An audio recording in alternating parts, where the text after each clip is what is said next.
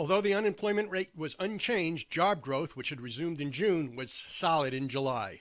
Hello, this is Bruce Steinberg of www.steinbergemploymentresearch.com reporting on July 2016 U.S. employment trends.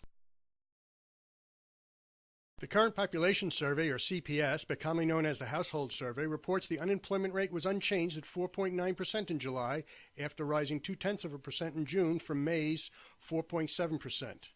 Although the labor force expanded by 407,000 in July, there were 420,000 more employed persons, as the total number of unemployed persons declined by 13,000. In addition, there were 184,000 fewer people considered as no longer in the labor force. In other words, although many people entered the labor force, a greater number of people found jobs, and even a few of the others who had been unemployed secured jobs, but not enough to move the unemployment rate needle. The results from the survey of businesses, officially the Current Employment Statistics Program, or CES, but more commonly referred to as the Job Survey or Report, showed an increase of 255,000 in July.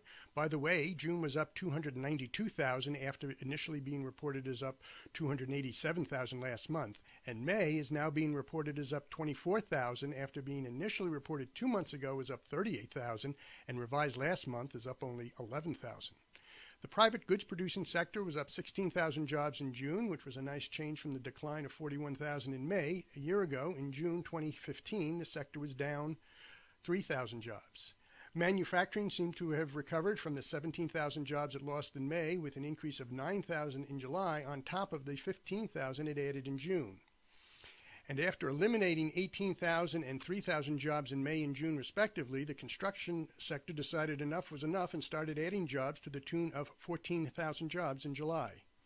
The story was familiar in mining and logging and continued its cuts with a loss of 7,000 jobs in July after declining by that same amount in June. In May, it dropped 10,000 jobs.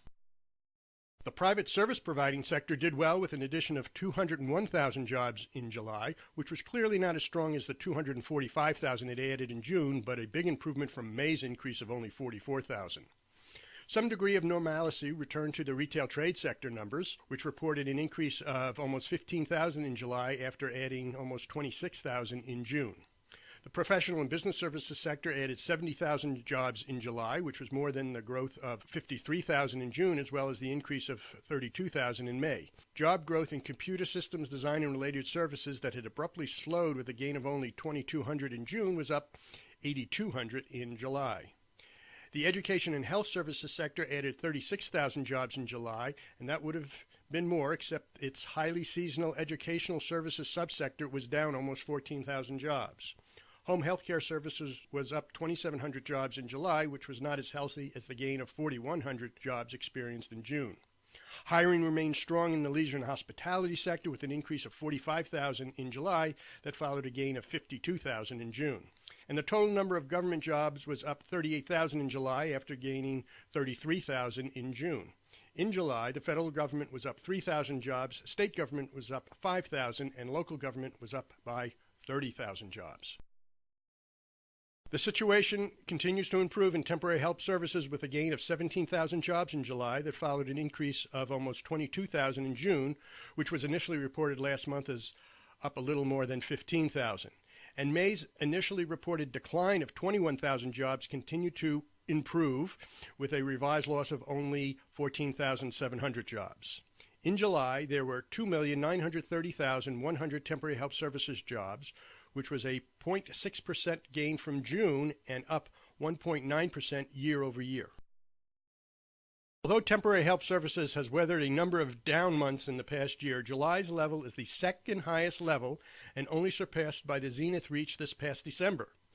Temporary help services was able to regain market share, that is, its portion of all jobs, and is now 2.03% in July, more precisely 2.0285%, from June's 2.02%, or more precisely 2.0203%.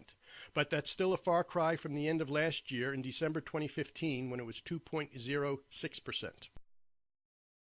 This was a solid employment and jobs report all around. The number of people with jobs increased and the number of unemployed persons decreased. And businesses created and added jobs at a very respectable clip. Regardless, other recent reports tell a story of businesses and employers having more challenges in finding potential employees with enough or the proper skills. There is little doubt that the employment economy is tightening, but just how much and what will be the effect on the overall economy remains to be seen. This has been Bruce Steinberg, and this is just a brief sample of the employment data and analysis we provide.